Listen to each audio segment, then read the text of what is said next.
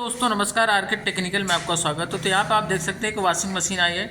इसमें क्या फॉल्ट है अभी आपको जीरो से समझाएंगे। तो सबसे पहले हम इसको ऑन करके चेक करते हैं कि यहाँ पे सप्लाई किस टाइमर में आ रही है, किस में नहीं आ रही है। तो हम यहाँ पे जैसे ही ऑन करेंगे तो यहाँ आप देखेंगे वहाँ पे एक सीरीज बोर्ड लगा है। तो देख सकते हैं यहाँ से बल्ब जल रहा है। तो वॉश टाइमर है। स्पिन टाइमर को ऑन करेंगे तो स्पिन टाइमर को जैसे हम ऑन कर रहे हैं देख सकते हैं सप्लाई नहीं आ रही, बल्ब नहीं जल रहा है। तो अब हम इसको चेक करेंगे इसके अंदर क्या फॉल्ट है। ये LG कंपनी की वॉशिंग मशीन है। और सबसे पहले क्या करेंगे, इसके कवर को हटाकर आप देख सकते हैं पल्स्टर है वॉश वाला है। तो इसके अंदर क्या फॉल्ट अभी आपको पूरा सिखा। तो इस सबसे पहले इसके ऊपर के कवर को हटा लेते हैं और इसमें देखते हैं क्या फॉल्ट है और इसको पूरा सही किया जाएगा।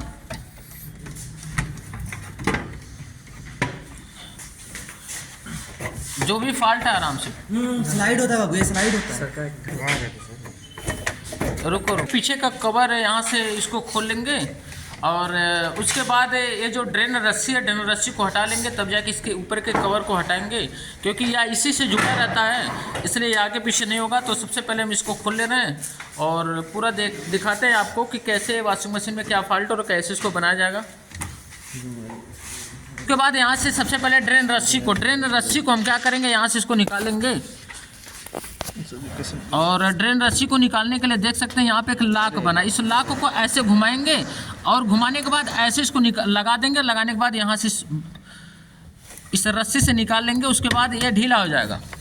अब ब्रेक वायर आप देख सकते हैं, यहाँ ब्रेक वायर भी है। ब्रेक वायर को आप क्या करेंगे, ढक्कन को ऊपर करके इसको नीचे की तरफ हल्का सा पुश करेंगे, ये भी निकल जाएगा। मतलब यह दोनों वायर अब ढीला हो चुका है, ये दोनों रस्सी ढीली हो चुकी है। अब हम क्या करेंगे, इसके ऊपर के कवर को हटाएंगे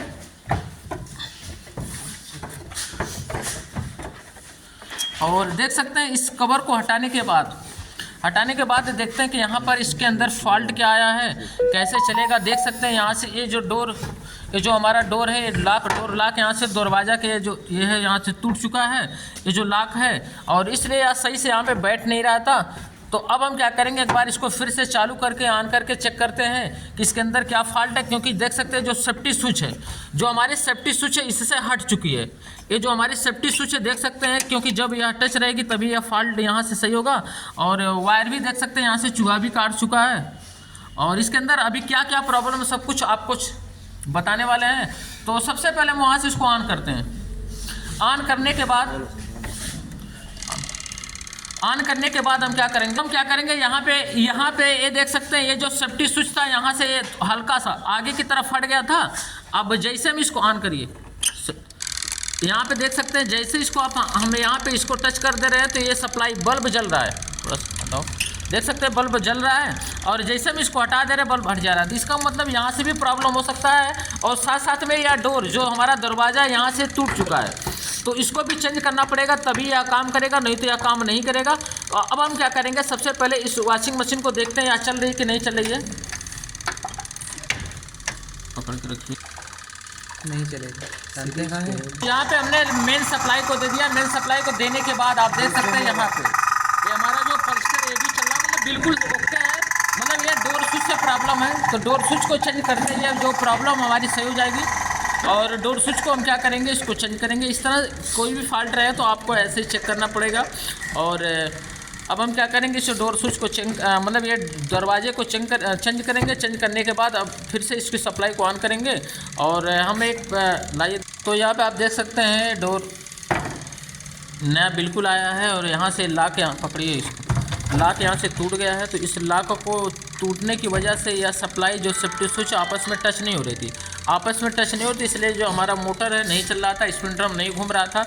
और जैसे इसको चेंज किया जाएगा या बिल्कुल ओके हो जाएगा, सही हो जाएगा। तो इसको चेंज करने का भी बहुत ही आसान तरीका है, क्योंकि यहाँ पे देख सकते हैं 2 लाख है, दोनों लाखों में इसको लगा दिया जाएगा और यहाँ पे सेफ्टी स्विच को सप्लाई को दे दिया। देख सकते हैं सेफ्टी स्विच पे अगर कार्बन आएगा तो उसको भी हम अच्छे तरीके से साफ़ कर देंगे, ताकि कार्बन आने की वजह से कभी कभी सप्लाई नीचे आउटपुट नहीं जाती। तो इसको साफ़ करने के बाद ही हम इस डोर को लगाएंगे।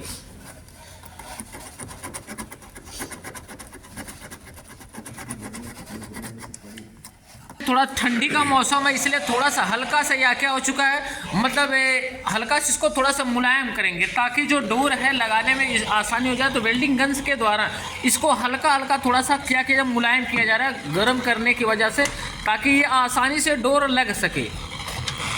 और बिल्कुल आसान तरीके से इसको लगाया जाएगा, बिल्कुल आसान है, वीडियो में बने रहिएगा।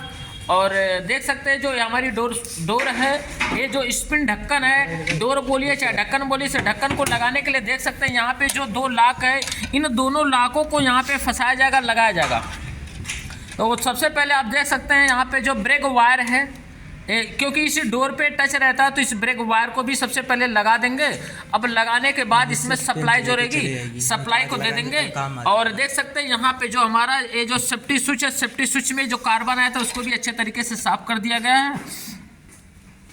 टेस्टर ले लीजिए यहाँ से। तो यहाँ पे आप देख सकते हैं इसको सबसे पहले जो ब्रेक वायर है, क्योंकि इसी के द्वारा आगे पीछे जाता है, ब्रेक लगता है, और इसको हम क्या करेंगे यहाँ पे लगा देंगे, देख सकते हैं। और एक जो दूसरा ब्लैक कलर का है वह ब्रेक, ये ड्रेन रस्सी है, और देख सकते हैं ऐसे लाक में इसको फंसा दिया जाता है, लगा दिया जाता है। और दूसरे नंबर पर यहाँ पे लगा देंगे, और देख सकते हैं बिल्कुल आसानी से लग चुका है। अब लगने के बाद हम क्या करेंगे, देख सकते हैं ये जो सेफ्टी स्विच है यहाँ पे ऊपर नीचे करने पर आगे पीछे होती रहेगी। सप्लाई को या क्या करती है, सप्लाई को काटने का काम करती है ये जो ढक्कन होता है। और यहाँ पे एक स्प्रिंग लगी होती है, स्प्रिंग को भी हम अच्छे तरीके से लगा देंगे।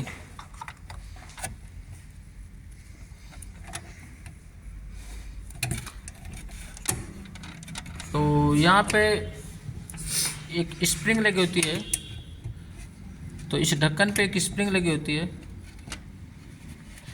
स्प्रिंग ढक्कन को लगाने के बाद स्प्रिंग को लगा देंगे ताकि यह जो हमारा डोर है, दरवाज़ा है, आसानी से ऊपर नीचे खुले।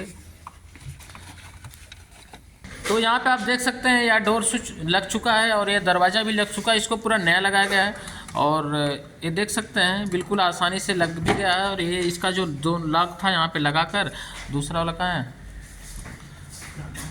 वाला, और देख सकते हैं ये देखिए जो ये है ड्रेन स्विच है, ड्रेन स्विच भी ऊपर नीचे आपस में टच हो जा रही है।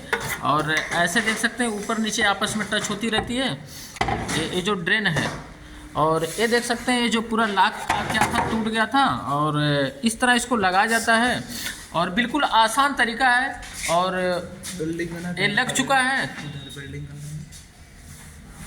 और ये पूरा कंप्लीट हो चुका है। तो अगर यह वीडियो आपको अच्छा लगा हो तो लाइक सब्सक्राइब शेयर जरूर करिएगा। Okay, thank you.